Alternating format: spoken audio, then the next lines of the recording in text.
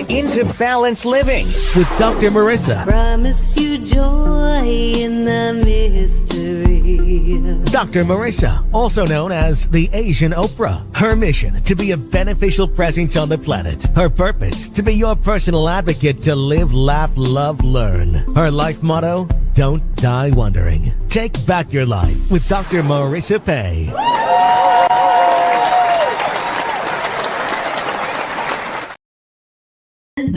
Welcome. You're tuned in to Take My Advice. I'm not using it. Get Balanced with Dr. Marissa, the morning show here on NBC News, CNBC News, and NBC Sports Radio station KCAA, AM 1050, FM 106.5, number one talk in the IE, home to the Asian Oprah, the station that leaves no listener behind, 25 years strong. And so glad that you are here with me this morning, this beautiful Monday morning. It's Monday. That means it's hashtag Mental Health Matters Mondays. And we are going to be talking about good grief and deconstructing death.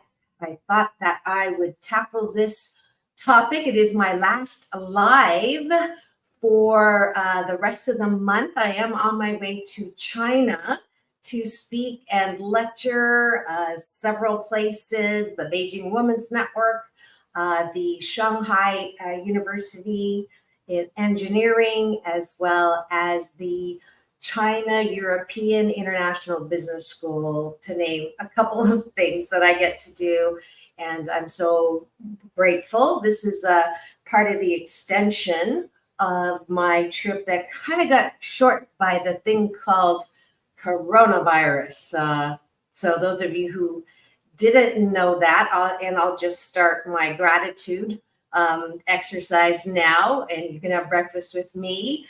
Taking a bite of my gratitude sandwich. You know, I like to start every show, every weekday morning with this good life habit, this hashtag discipline. What are you grateful for? So I'm grateful that I was on the last plane out of China in November 2019 that didn't take temperatures. So I found out afterwards that I was on the last plane before they started taking temperatures. So I'm grateful that I was not detained in China during the pandemic.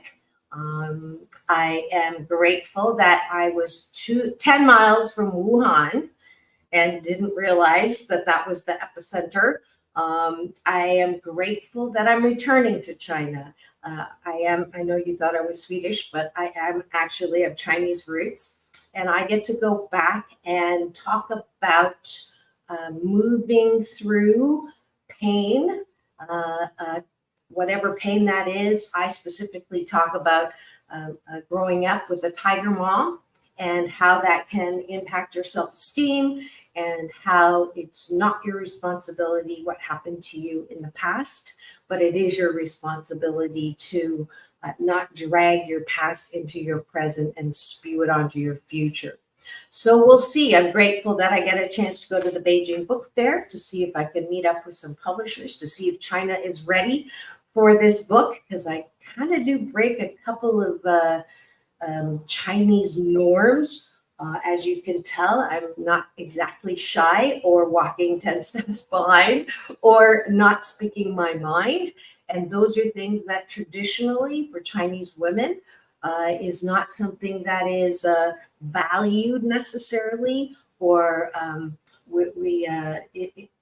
I'll never forget the moment that I dropped 8,000 pounds of shame from my shoulders was the day I had an astrologer come on the show and do my charts. And she said that I was a Leo and 5 planets. And I asked her what that meant. And she said, you just can't help yourself. You have to be in front on camera doing what you're doing because that's who you are. And at that moment, I'm so grateful that I lost and shed a lot of the shame that I've been carrying, doing what I do, but having the shame of not being a good Asian woman. So I'm grateful for that. And what are you grateful for? I see some eyeballs rolling in. You are tuned to Take My Advice. I'm not using it. Your Balance with Dr. Marissa. We are here streaming live on LinkedIn, Facebook, YouTube, my home central for TV channel. Those of you who haven't heard yet, I've been banned off of Instagram for 3 days, and I'm going through a little bit of withdrawal. Apparently, I took some video of the French Open, because two of my favorite players were in the final. And I think NBC Sports, which is kind of ironic because this is an NBC Sports station, didn't like that. And boom, I've never been banned from anything in my life. So I'm grateful that it's not a permanent ban, but I'm also grateful that I realize how much work I do for Instagram. Posting everywhere there first, and getting happy with Facebook again, and realizing there's some things that Facebook has that Instagram doesn't. So I know there's a lot of folks on Instagram that originally were supporters. So I'm appreciative of Facebook. Let's just put it that way. You can also get me on iHeartRadio, Spotify, Stitcher, iTunes, TuneIn, Audible, Amazon Music, Tiki Led Rumble, Spreaker, and more. And so you can listen there. But if you want to watch, I'm encouraging you to free subscribe on my YouTube TV channel. All right. And I love it if you put gratitudes in the comment section. If you're driving and listening to the AM 1050 FM 106.5, please do not chat. But if you're not, happy to share with you the gratitudes, or you share with me. All right. Any other gratitudes from me? I'm grateful. I'm grateful. I'm grateful that this topic is of grief, good grief. And I just wanted to take a minute to take a breath right now. If you could join me, we lost part of our KCAA family, a show that has been running for a long time, on Saturday. They were in an accident in Missouri. And so I just wanted us to acknowledge and take a deep breath right now, and just close your eyes, take a deep breath through the nose, and release peace, comfort, love, and a lot of healing to all those who will miss Alan Morgan and his co-host and partner, who have been on KCAA for a long time. I think that you would know, Joe, my sound engineer today, more how long their show was on. He was a food critic in the IE, and he was 75. He died at the scene, and 54-year-old partner, Isabel Boos. She also she died when she got to the hospital, and it was a great show, and I'm really sad, and I know the whole KCAA family right now is feeling the loss, and so it was kind of ironic that I had picked this topic, and then I had found out because Mark had emailed all of us, our station manager. So that is what I do when people go to the other side, and we'll be talking more about that. And we can use this definitely, and that is the first thing that I do when I hear that someone has died, is take that breath and the power of the breath to comfort those who are still here and missing them. So that is our topic today. Did I finish breakfast with you? The bottom of the bun is appreciation. And this is something that I want you to do before you go to bed at night, instead of thinking about and beating yourself up on things you haven't done right or finished, and so much work to do, or if you got an insult, or if someone, did you wrong. Those are the things that keep us awake. No wonder we have problems falling asleep. Or worse, is this MS scroll. I call it meaningless scrolling. And most of the news on here, just like the news on your TV screen, is negative. The good news is this show has always been balancing out the bad news out there. And I'm grateful that they said it wouldn't last more than a year. And 632 consecutive weeks later, 12 years later, still here. And just knowing that you have a place to come when you want to look at the other side of things. So today is going to be a little bit of a challenge to look at the upside or the solutions to grief.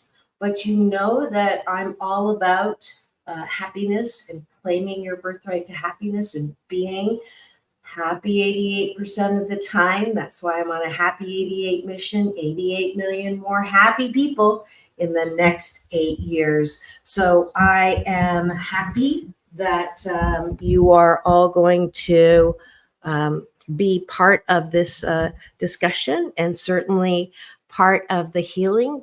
So if you know anyone right now who's going through a tough time because they just lost someone, and we're going to look at that word lost as well. This is an episode I'm entitling Good Grief and Deconstructing Death. And I will be taking a lot of my concepts from this little baby book baby of mine that I am taking into China. We'll see if their censorship will allow for a self-help book on steroids. Chapter 2 is called Out of Loss into Faith.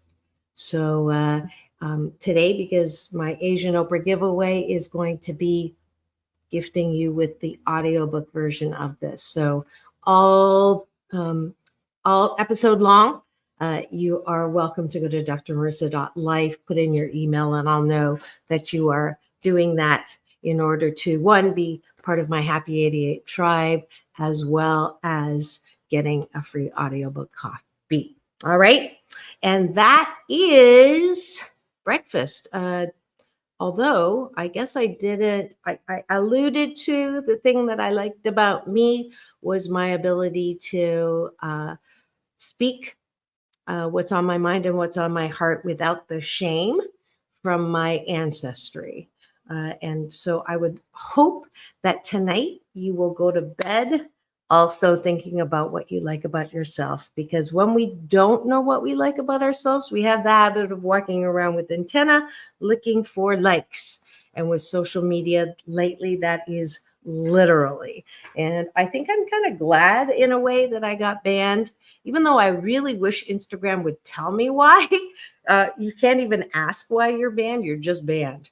And Wednesday I'll be back on. But it's a good practice to actually not have to be bombarded with one less social platform and link.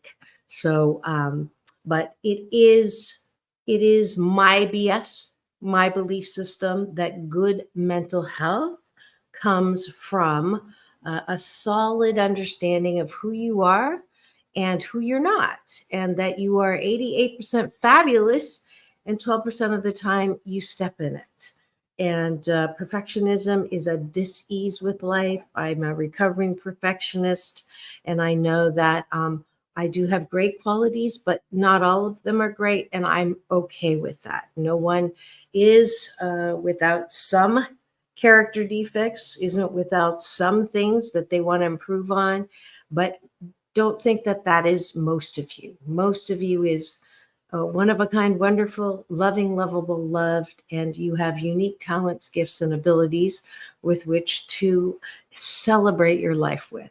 So that is the formal end of having breakfast with Dr. Marissa. Thanks for joining me. We'll be right back with more. And our topic today is good grief. We're going to be deconstructing death. We're going to talk about healing and loss and what all that means.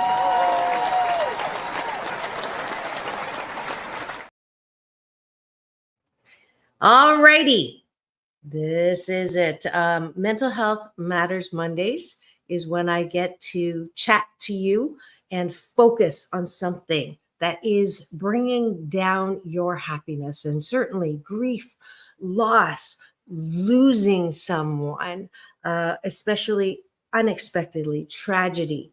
I met some people this weekend out in the desert, losing husbands suddenly, losing children suddenly, losing sisters suddenly, losing people, not even when you lose someone from natural old age, it's still not easy. And I wanted to put the moose on the table today. Where's my moose? Which is my Canadian version of talking about the elephant in the room, about how some things in death are inevitable and natural and normal and helpful. Tears are the disinfectant that keep your heart soft, is my saying that I came up with that has helped a lot of people, including myself. I don't apologize for crying. I don't stop myself from crying, because being able to lubricate your heart is a good thing. It's a refresh. It's like a rain, cleaning up the sidewalks or the smog or whatever's out there. So when you have experienced a loss of anyone around you, don't stop yourself from feeling fully that sense of loss and grief. And I learned that in a difficult situation that really um, led me to this exploration of life and death and grief and loss, and how I cover it in the book.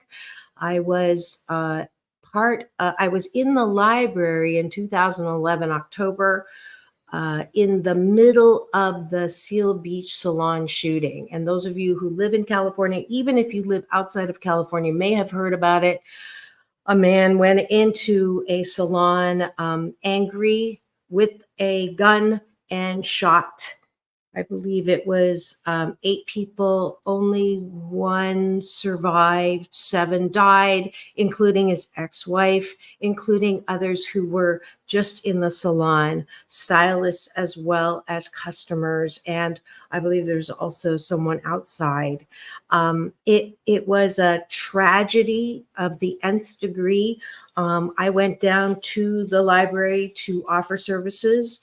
I am an organizational psychologist. They told me it's okay. We have grief counselors on the way, so your services are not needed. I said thank you, and it's my job just to offer.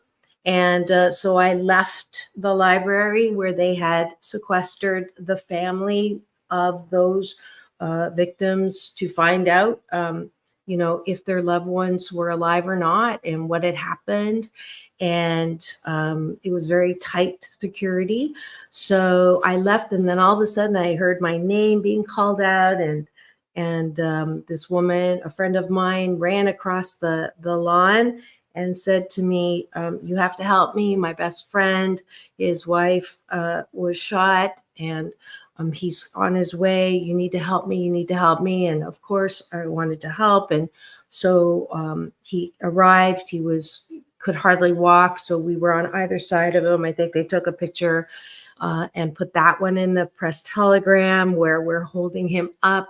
Got to the library. I went to turn to leave because it was just for family members and close friends. And Paul turned around and grabbed my arm and made sure that I went with him. And so I was in the library. I was really not. I wasn't a grief counselor at the time. My experiences were just my personal losing grandfather, I had lost my father to lymphoma, which was difficult, but not this close to a tragedy that was involving guns. And it was truly it was one of the hardest things I've ever had to be a part of. And I got firsthand feelings of what it's like to watch people move through the worst possible thing that could ever happen to them, which is knowing that your loved one, who you hope, lives a long life, be taken out, and so violently. And I saw the grief counselors walking around with their clipboard with, a little script on what to say. And I don't want to criticize. And I'm sure that there is a good time for that. But what I learned in the first, 1 day, 2 day, 3 day, I would say probably a good month when it's that close, that there really isn't anything anyone can say to take the pain away. Like, that pain is, I was talking to someone yesterday who just lost her husband, and it was like a couple of weeks, and she was trying to figure it out and think about it and work it through. And I just looked at her and I hugged her and I said, just be here. And many people are well-meaning and sometimes more mean than well when they try to say things like God wanted him more, or God wanted her more. That's one of the worst things you can say to someone who has had that kind of a loss. I think maybe ever. It's just not something it makes you. I know that the intent is to make someone feel better, but it's my opinion that is just not ever something that is helpful, because it makes it sound like God's taking someone from you. So my belief, my beliefs, my BS, my belief system around God, my God of my understanding is, I call him my UPS man, my universal power source. He delivers every morning when I pray and meditate. And to have God attributed with taking people from you is just not my idea of God. So if you are someone who's watching someone work through grief, if it's in that early stage when it's so raw, hug, just a hug, no words, just a hug. And that's what I learned that day in the library. I tried to leave. I'm not going to go through the rest of the story. I tried to leave like 3 times, and every time I was like yanked back in, and hugging and a hand, just on the shoulder allows people to feel fully. And what I have learned about grief is, if you do not feel fully that grief, that sense of loss, that missing, and you shove it down and not feel that fully, it will, like garbage, turn into liquid, turn solid liquid, and then gas. And at some point, it's going to come out, and it ain't going to be pretty. So for people who are sitting on grief that have never grieved, I had a client who, I was doing some executive coaching, and he had walked in on his father shooting himself in the head in the study in the house, and he was 9 years old. And the worst part of that was not that his father had died, but he was told, you do not talk of this ever. And so that that young man not only had to live with his father shooting himself, right before he walked into the library, but not to be able to talk about it or feel it fully, manifested itself later when in life with sleeplessness, crying that he couldn't stop, didn't know why, couldn't make the connection. He went from like very successful to being paralyzed at work and not being able to complete anything. And when we got to that root, it was just this amazing healing.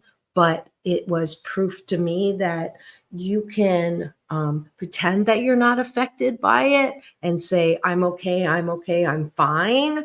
But it will deal with you at some point. What you do not deal with will deal with you. Now, what then happened, how I became a grief expert, is that I went home after that very emotional day, and I cried all the way home and finally fell asleep. And I had all those feelings that everybody has when this, why did that happen? How could God do this? How could this happen?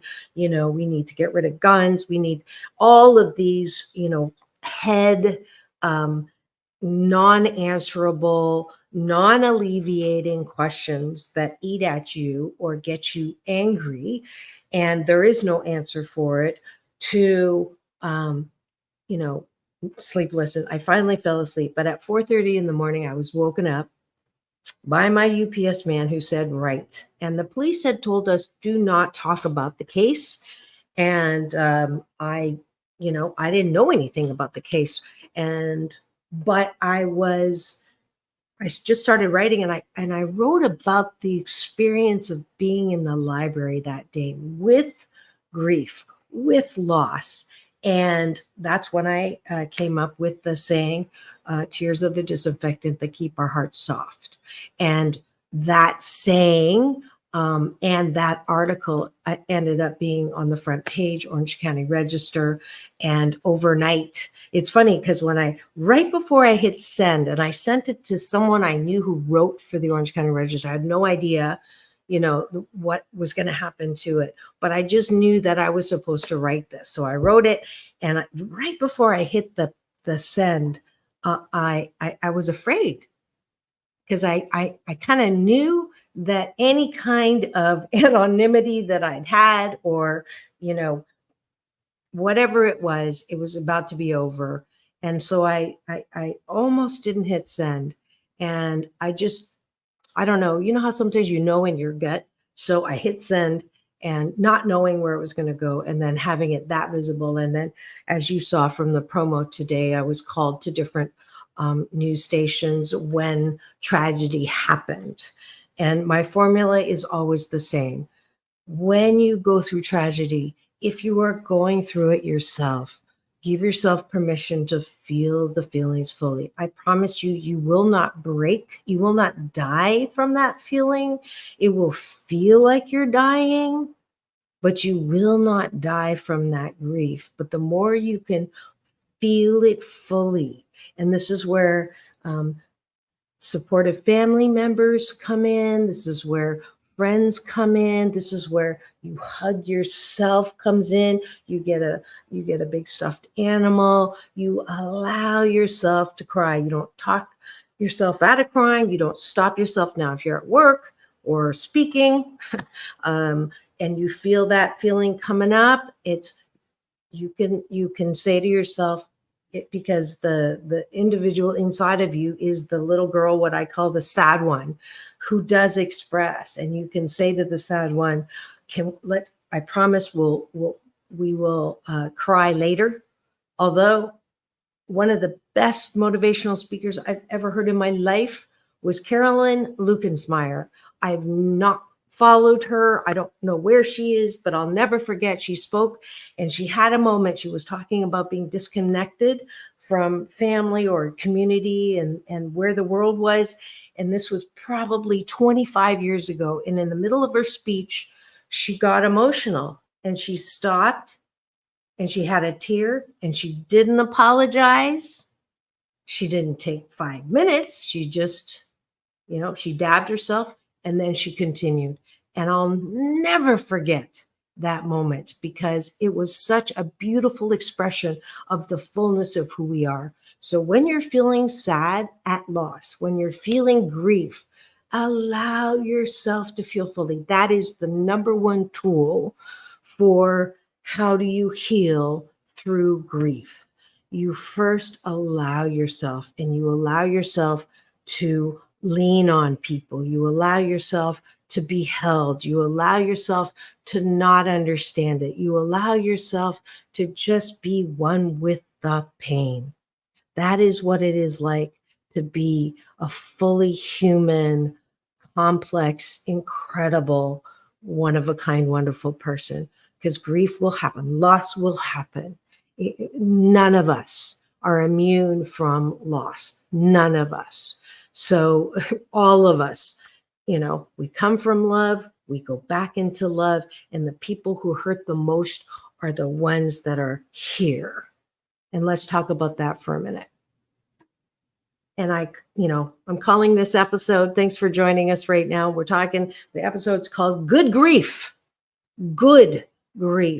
and deconstructing death, and how to be happy,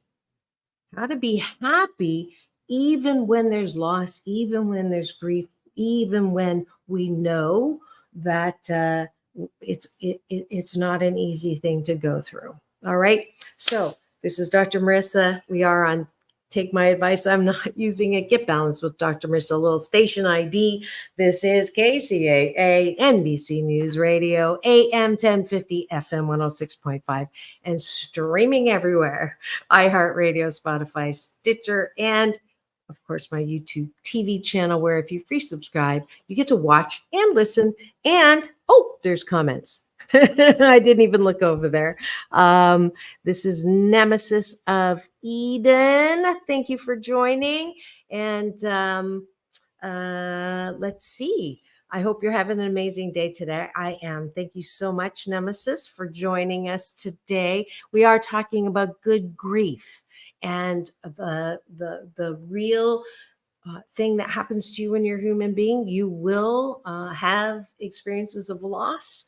Pain in life is mandatory, but suffering is optional. There's another little tool that I use to help us balance grief, balance loss, because certainly there's so many people out there who feel it fully and then get stuck in the grief and in the loss. And then they have a difficult time feeling whole to live a life that that the person who is now back in love, in heaven, wherever it is, that they would never want you to suffer for a lifetime from missing them. I've not met one person who has answered when I ask him that question. Does your loved one want you to be suffering still now, 1 year later, 5 years later, 10 years later? And the answer is always no. So there is the inevitable part where I'm encouraging you to feel the grief.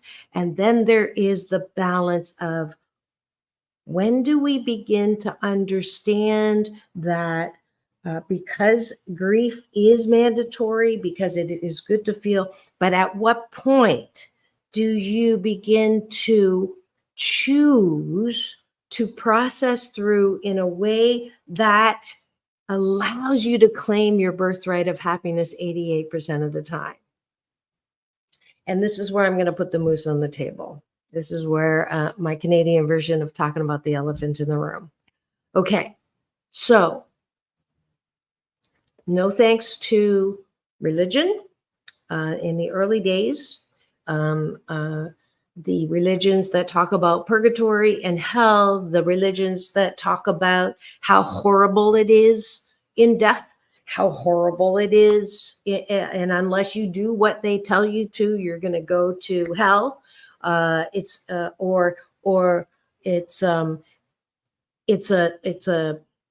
no place. If you want to be an atheist, when you die, that's it.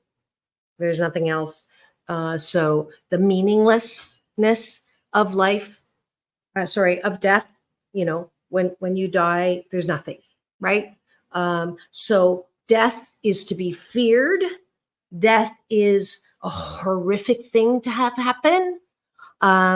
Death is something you should avoid, whether it's with, looking for the fountain of youth, looking for, things that'll make you live forever, things that will extend your lifetime because you want to avoid death at all cost. Okay. That's a BS that feeds into the fear of death and the anguish of death and the I don't want to die. Are you are you getting what I'm throwing down here? As my great brother Michael Bernard Beckwith will say, I'm really putting that BS on the line because I love when I hear. I heard a beautiful speaker. She's Native American, and she said in their culture they have what you call a good death. And what is a good death? A good death is when you've had a full life and you have your loved ones around you and you have great relationships for the most part with all of your loved ones. You've lived that good life. You've done most of everything you wanted to do in this thing called life, and you have a good death. That's a good death. And I would go beyond that and say that I know, because I've done research on this, of the I don't even know how many now there are of recorded real life experiences of being clinically dead and then being brought back to life. Okay. 99, I think I've only heard of one account, and I didn't even hear it. I still can't find it. Someone had told me that there was one person who actually did not have a good experience when they died and came back. But everybody else, there's soft light, there's music, there's a sense of peace. That was the biggest. There's this glowing light. Everything's good. Everything's okay. There's a welcoming committee. So it just flabbergasts me. I haven't used that word in a long time. Love that word. That the fear that is conjured up and constantly, oh, woe is me, OMG, it is horrible.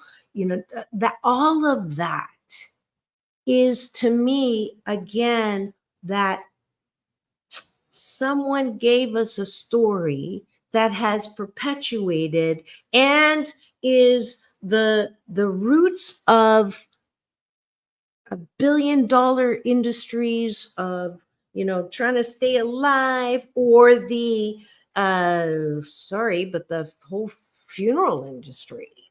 And I don't go to my father's grave site in Waterloo, Ontario, because he's not there.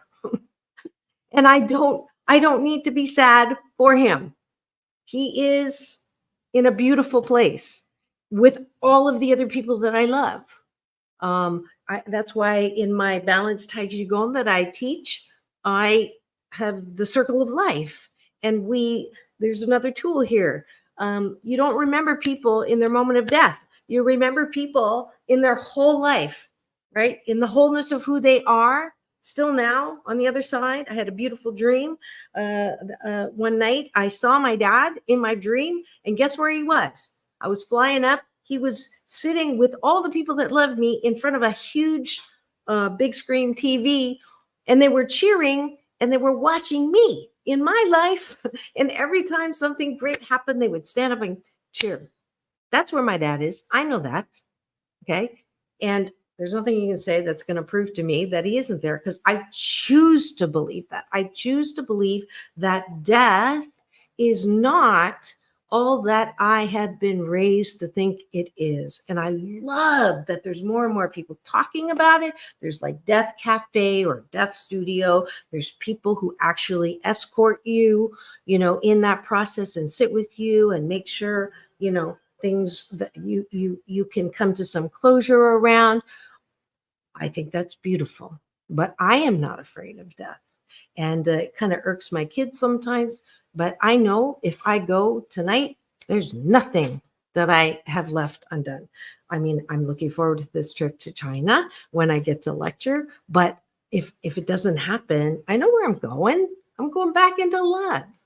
So once you feel fully that grief and loss, we don't talk about this stuff in the first month. In the first month, just allow yourself to feel fully. Okay. There's a lot of stuff in there that, tears are the disinfectant that keep your heart soft. But if you find yourself 10 years later, still in that place of incomprehensible grief, and there's a lot of people who have told me that reading my book, second chapter, Out of Loss into Faith, helped them move through that. So any of you want a free copy, audiobook copy of that, today's Asian Oprah giveaway, just go to drmarissa.life, put your email in there, and I'll send you the promo code. So first, healing advice, recommendation, feel it fully. If you're going through the grief, and if you're watching someone go through the grief and you want to help them, keep your mouth shut. Don't talk about God wanting them more than we do. Don't talk about they had a great life, right? Don't talk about all those things that are well-meaning. Just give them a hug. People's ability to move through grief is 100% correlated to their ability to do first the healing in the heart, which has nothing to do with your head. And then at some point, for some people, it's, I don't know. People ask me this all the time. What's the right time? There's no right time. It's a personal thing. But, I would say the first month is the hardest. It's the time when you really don't think that you'll ever be able to love again, laugh again. You really feel like you're going to die. And so when someone says, I feel like I'm going to die, you don't say, oh, you're not going to die. Or, you just, and you don't even necessarily want to say it's going to be okay. That's why I say, you just keep your mouth shut and give them a hug. And if they don't like hugging or they pull away, just put your hand on their shoulder. All right. And then when there is that, beginning to heal momentum, and you can see that they are wanting to understand. And usually that is the next, why did this happen? Why did this happen? Why did this happen? For me, why is not a spiritual question. I only ask why if the answer is going to make me feel better. If the answer is going to make me feel worse, I don't ask why at all. So that's my rule. And we have a comment here from Nemesis. Loss is hard. It's been a little over a year since my dad passed away. It's been quite the roller coaster. I'm interested in what you have to say. I'm picking up what you're laying down. Thank you. So I would say that you're in that point now. And then I would say to you, the roller coaster is okay. Healing from loss is not a straight line. It is just like anything in life. It's a spiral, and you're going to go slightly up, slightly up, slightly up. And the only way you can not go up is if you continue to anchor yourself in that down place. So when you are remembering your dad, and you're remembering how he died, and you're remembering all the things that you're not going to be able to do with him, and this is why holidays are hard. And I used to make a whole big deal about his birthday and Father's Day and, Christmas, and, oh, he's not here. And I did that to myself. Okay. So I stopped doing that. On his birthday, I would acknowledge on his birthday all of the things that he taught me So I watched my father die of lymphoma for 8 months. And instead of sitting by his bedside and saying, "How do you feel today, Dad?" Because he was hacking a lung out, he's going to feel like crap. It's a stupid question. Same when I call my mom. I try not to. She's got Parkinson's. She's, in that time period before, uh, um, oh gosh, I forgot the word, hospice. It's the one, palliative care. She doesn't feel good, right? So I try not to say, "How are you feeling?" Instead, I'll tell her about what's going on, preparations for China, da da da da da. So when you talk yourself, Nemesis, into focusing on something different than what makes you feel like crap. So, missing someone, when you continue to bring up how it's a negative thing, you will feel like crap. But choosing to focus on, and I do this with my kids, I'll tell them funny stories about my dad because they didn't get to grow up with him. So I don't want them to think of their grandfather as this maudlin, constantly negative thing. I'm bringing my young one with me to China, first time for her, and see China through her eyes. And I'm going to take her to my father where he grew up. It's a lion forest garden. It's a tourist attraction outside of Shanghai. I'm excited about. I'm going to talk about, oh, it's so bad that he died of lymphoma. No, I'm going to say, look, this is where your grandfather grew up, and the Pei family, and they had to dress up as girls because there were bandits that would kidnap them and have for ransom, and all. And your dad, your grandfather was a respected professor at University of Waterloo, and he started the joint co-op program at the University of Shanghai, where I get to speak this time in honor, of my father. And there's so many great things that your dad taught you, was the funny stories. When my dad used to make chicken a la king, right? Cream of mushroom soup, peas, chicken, poured over rice. And I told him about seafood Newburgh that I'd had in a French restaurant when I was in college. So I come back and he goes, "I made seafood Newburgh." And I'm like, "Really?" And guess what it was? It was chopped up fake crab and peas and cream of mushroom soup poured over rice. I love that story. But hopefully you can hear this. If you're listening to what I'm putting down again, the kind of grief, that some good grief that we put ourselves through sometimes when it comes to loss, is unnecessary. So this is where, when you're feeling in that low of the roller coaster, don't snap out of it and go, "Oh, I'm feeling my feelings around the loss," but let's balance it out. Let myself cry. Tears are the disinfectant that keep your heart soft. And then turn around. Hey, someone, maybe your sibling who's also feeling, sad. Let them cry. And then after they've got it all out, you go, "Hey, remember the time?" So when my dad was dying, instead of asking him, how he was feeling, I wrote a book. I wrote a book that had chapters of what I learned from my father. And one of the most precious times in my life was sitting in that room when he's hacking out a lung, waiting to be seen by a specialist at UCLA, because that's why I brought him down from Toronto. And I read him a chapter a day, "What You Taught Me." And it's one of the most special times because it allowed him to also share with me things that he'd never shared with me. And I will always treasure that time. So I'm using that as well as a tool for you, Nemesis, to process that. He's gone, but you can still write that book.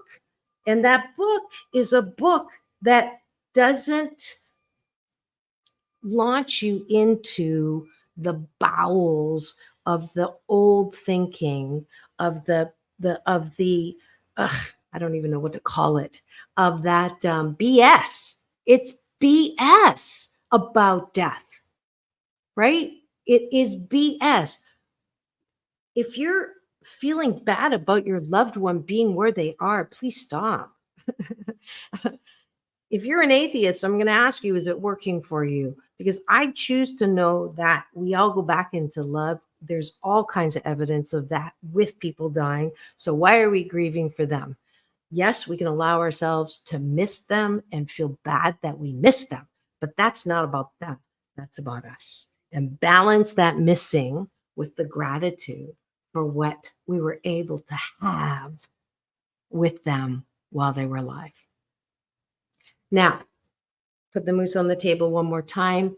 When it comes to why do young people die? Why do our kids die? Why do good people die and bad people don't? Those kinds of questions, again, I'll ask you, does it make you feel better or worse? And I don't know anybody, unless you're super analytical and you get off on trying to answer questions like that. I just avoid asking the question. I'm sorry. I choose to be happy 88% of the time. And my question always is this the best feeling thought that I can have? And that's the third tool that I'm going to leave with you today on my final word. Is this the best feeling thought I can have? I choose to believe that people go back into love. I choose to believe that they're in a beautiful place. I choose to believe that they're not really dead. They're not lost. That whole expression of I've lost someone, you ain't lost them.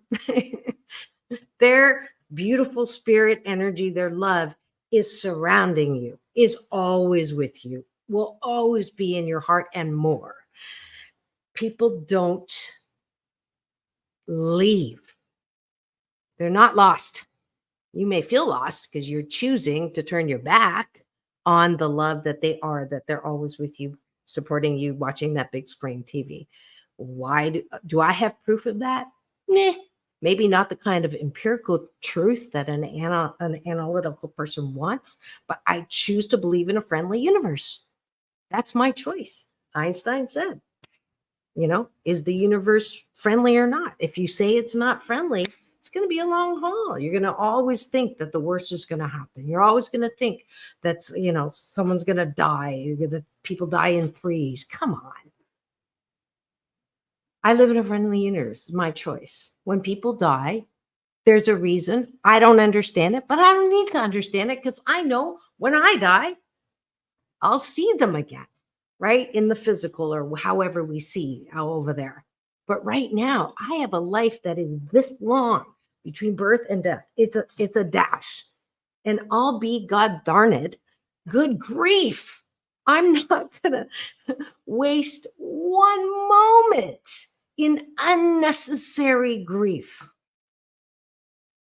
I choose to know that even in death, there is a beautiful order in things. There's a beautiful love in things. There's everything happens for my divine and best good.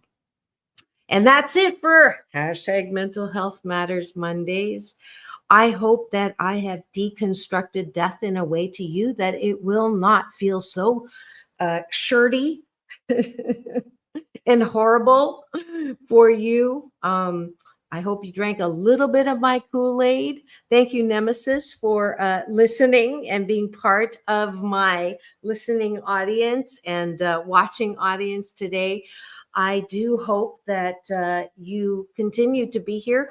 I will be in China until I come back live the first Monday after July 6th. I think it's July 8th.